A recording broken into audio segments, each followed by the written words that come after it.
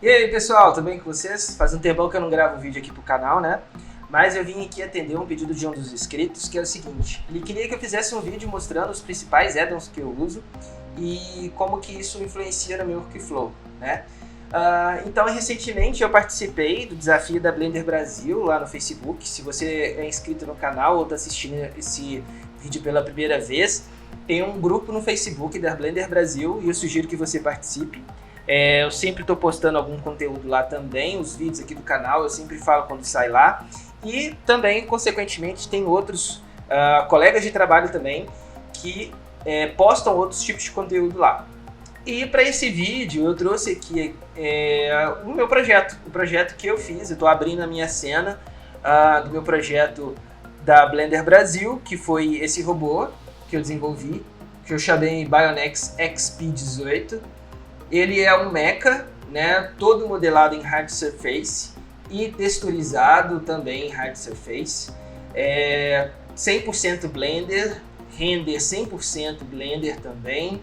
A única coisa diferente que eu fiz no Photoshop foi fazer apenas um ajuste de brilho e contraste e fazer as letras e mexer um pouco no controle de saturação também, mas só. Todo o resto foi feito aqui no Blender, tá? E para isso eu vou mostrar algumas coisas, alguns recursos que eu utilizei aqui. Bom, o primeiro add-on que eu utilizei foi o Box Cutter e o Hard Opus, que é um bundle, né? São dois add-ons produzidos pela TeamC, que é o mesmo desenvolvedor. A TeamC ela é do Master Xeon 1001. Eu já falei sobre ele aqui no canal, já falei até sobre os trabalhos dele, desenvolvimento. E eu quero falar onde eu utilizei esse add-on. Basicamente o seguinte: todas as formas do meu modelo, elas começam com formas primitivas. Então, normalmente eu sempre tenho um cubo, um cilindro, ou uma esfera, ou então um retângulo, que a partir deles eu começo a esculpir, utilizando Boolean, os meus objetos. Então, por exemplo, eu tenho essa perna aqui, que é o que eu vou pegar como exemplo para poder falar, né? Provavelmente muita gente fica curioso de como que eu cheguei nesse resultado, mas quando vocês descobrirem que é tão simples, vocês vão ficar de queixo caído. Bom, a partir do momento que você está trabalhando com hard surface, a primeira coisa que você precisa saber é o seguinte: para você conseguir chegar num resultado como esse, você precisa blocar o seu personagem. O que eu chamo de blocar o personagem é você colocar as formas primitivas nas proporções que você quer, no lugar certo. Então, quando a gente olha aqui de frente, eu tenho um cubo aqui, que é essa peça aqui, outro cubo aqui embaixo, porém ele está um pouquinho inclinado. Eu tenho um cilindro passando aqui entre eles, aí eu tenho um retângulo aqui, outro retângulo descendo, outro retângulo descendo aqui também, e eu tenho um retângulo aqui. Então, basicamente, a blocagem do meu personagem ela começou onde? Eu fiz um cubo, coloquei outro cubo, coloquei um cilindro cortando esse cubo, um retângulo descendo, outro retângulo descendo e um retângulo na vertical. Tá, mas de onde eu tirei essas referências? Essas referências eu tirei de outros, por exemplo, de outros animais. Por exemplo, isso aqui é uma perna totalmente característica de animais do tipo réptil, ou então dinossauros, por exemplo. Se você pegar aqui no Google, vou até fazer junto com vocês, colocar aqui dinossauro. É uma boa referência de perna que eu posso pegar aqui em imagens. Então, se eu pegar a perna do dinossauro, vou pegar uma referência de lado boa aqui.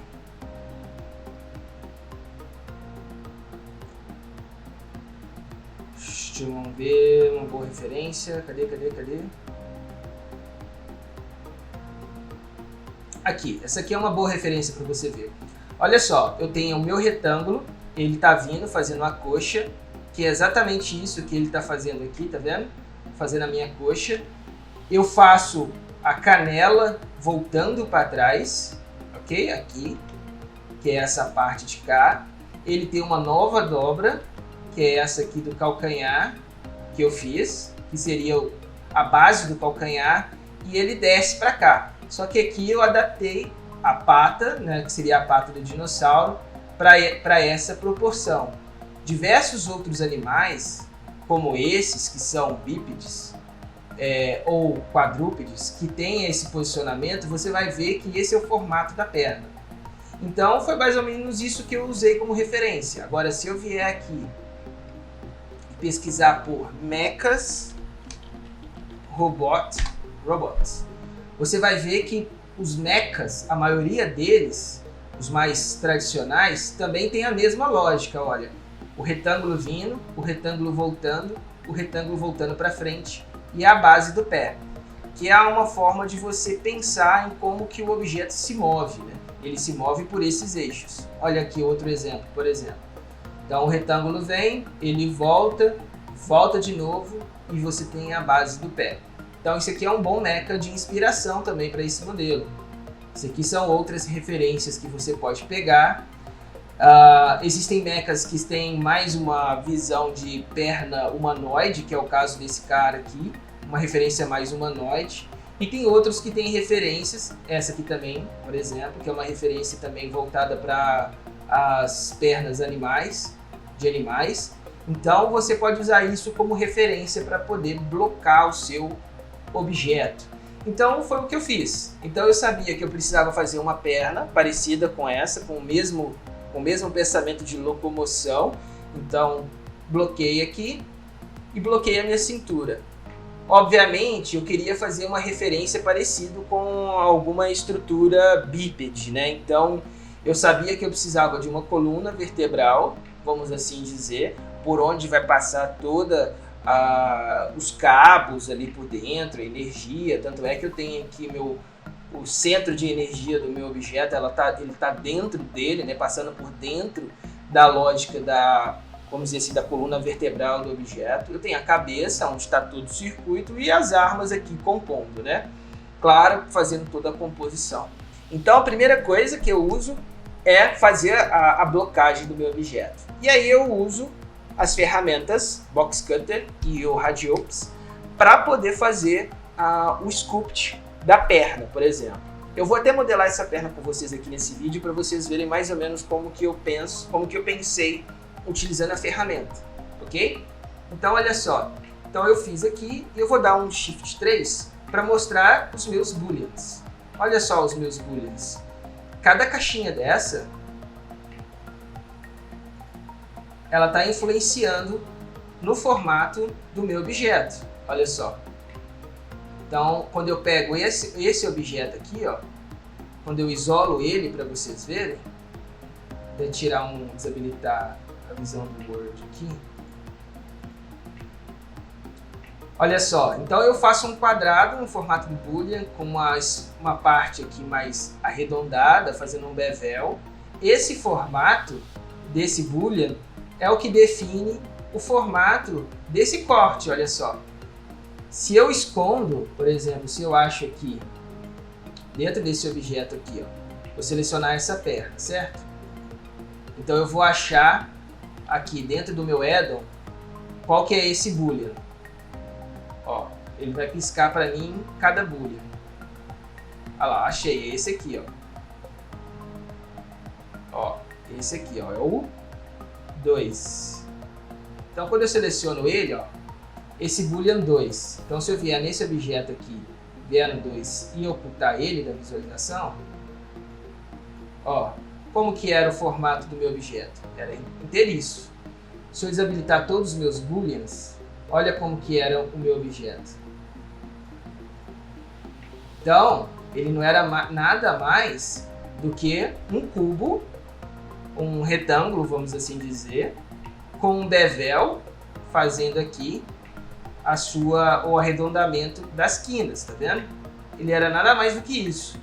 Então, na hora que eu começo a esculpir com boolean, eu começo a dar formato.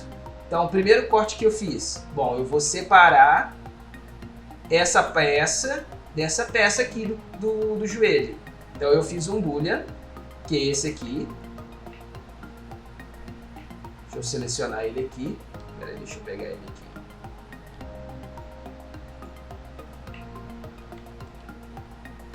O primeiro boolean, tá vendo? Esse aqui, ó, é o responsável por dar esse formato, olha, esse corte. Então eu fiz um boolean dando esse formato. Depois eu vou para o meu segundo boolean. Eu tenho um solidify aqui também, que ele está dando espessura para o meu objeto. Se vocês repararem, ele é uma face única, né?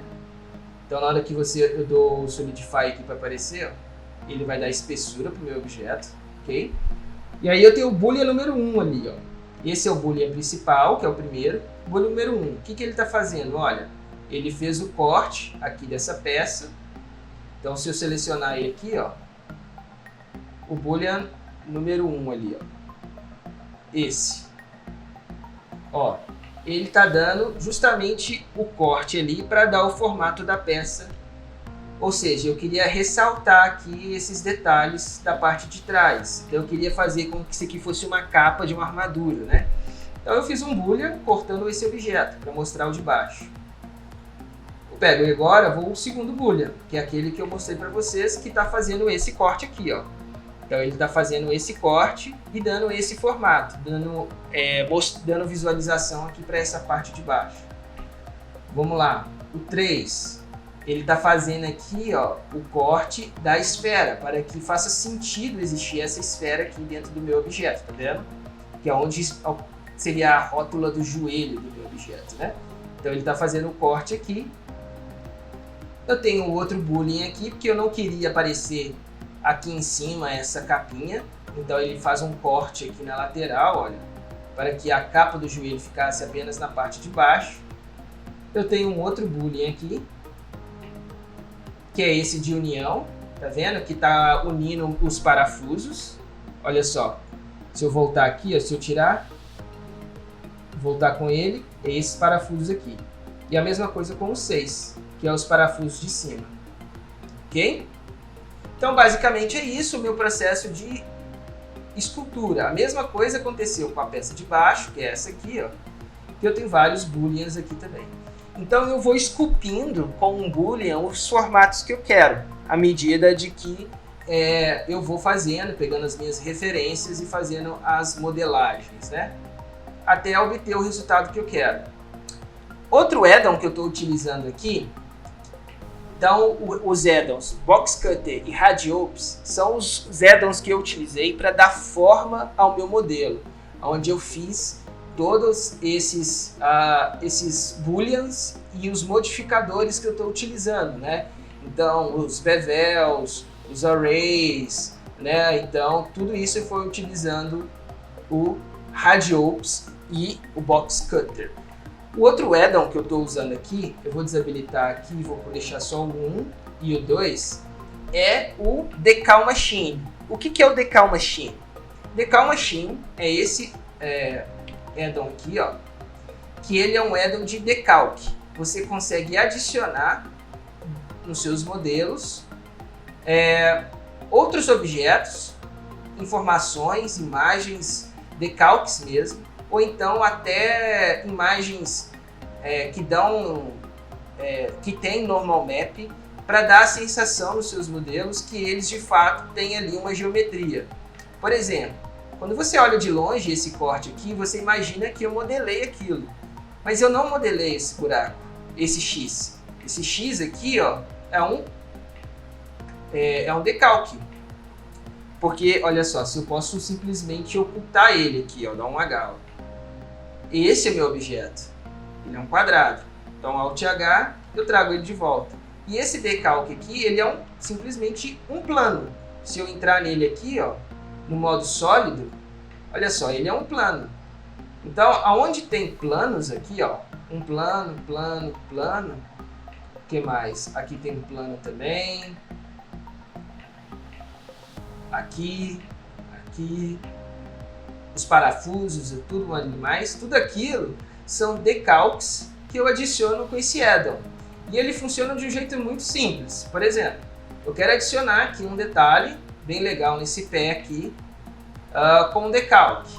Então eu seleciono essa peça da letra D, vou escolher aqui o que eu quero adicionar. Por exemplo, eu quero adicionar aqui, por exemplo, um detalhe Satisfy aqui, por exemplo. Vamos pegar esse circular aqui, ó. Eu adiciono no meu objeto, eu coloco do tamanho que eu quero, posiciono ele aqui, ó, com Ctrl, ok? Dou um D, projeto, ou seja, ele vai tipo fazer o shrink wrap, ele vai colar esse decalque dentro da malha, e aí eu só faço o ajuste aqui, ó.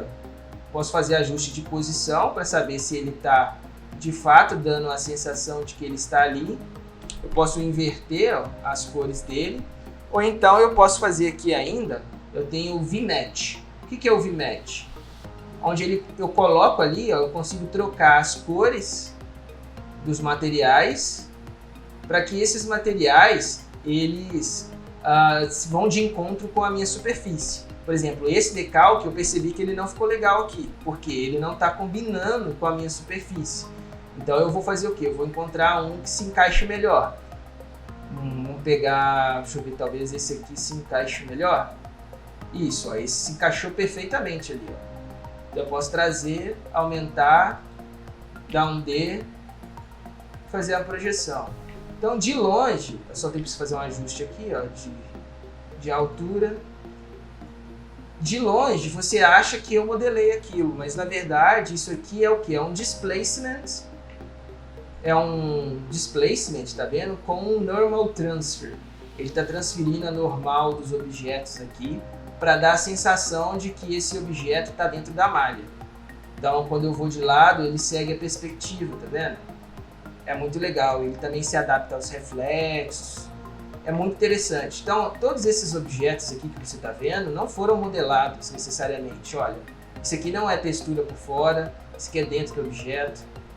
Esse decalque aqui, ó, esse parafuso também com neon ainda, com emissão, ele também não foi modelado, ele simplesmente é um add-on. Então eu posso clicar aqui, posso adicionar ele aqui, ó, vai estar aqui nas minhas opções, ó, como um parafuso.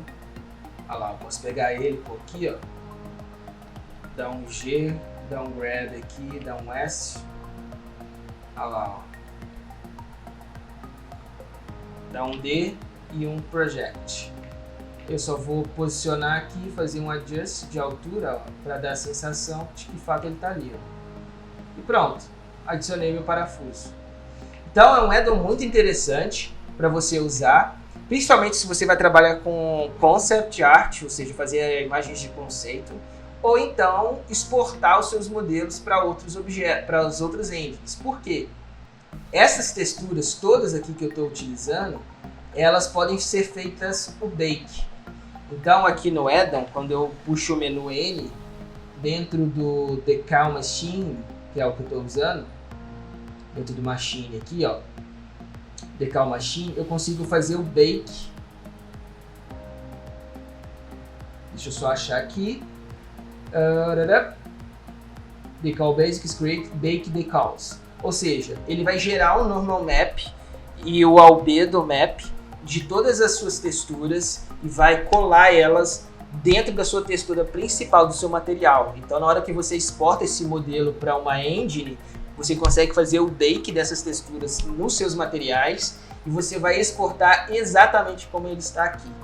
É muito interessante esse add-on também. Todos os add-ons que eu estou falando agora, eles são pagos, mas eles são licenças GPL, perdão.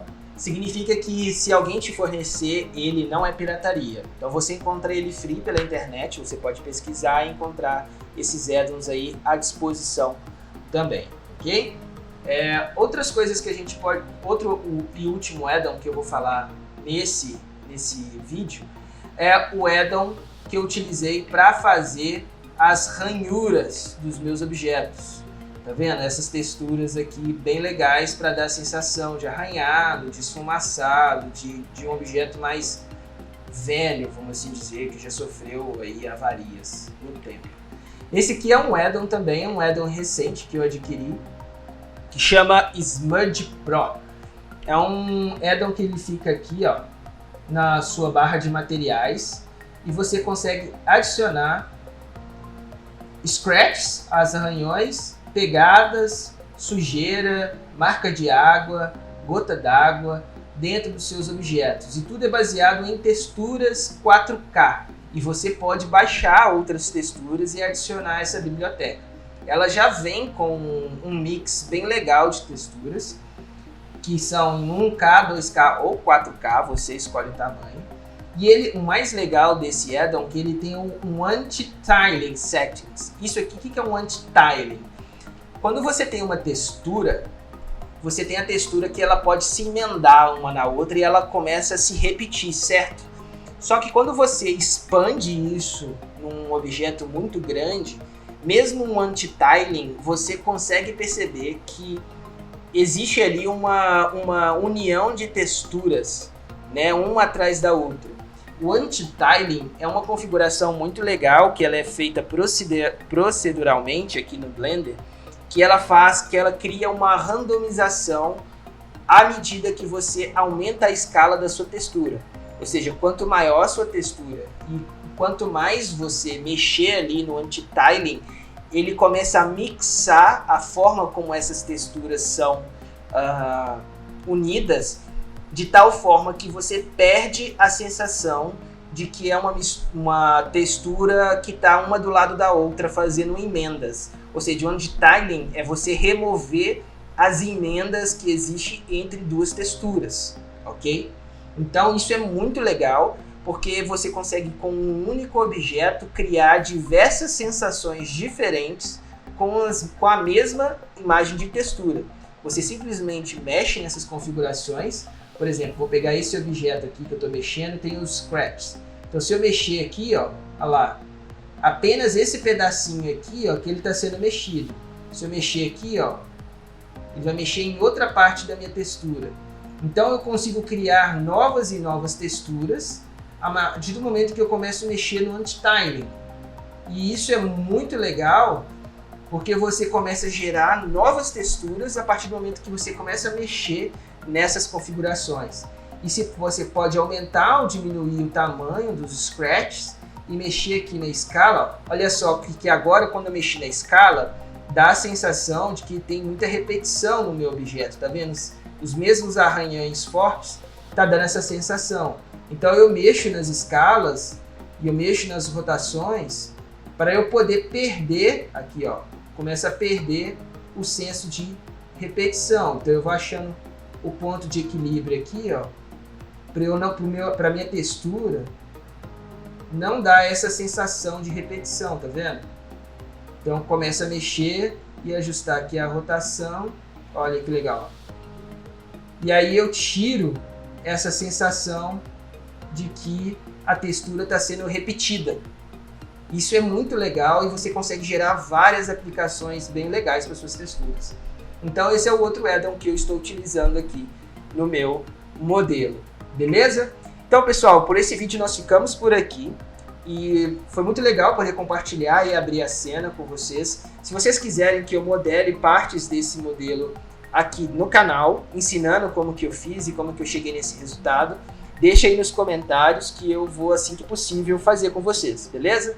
Então nós ficamos por aqui e até o próximo vídeo.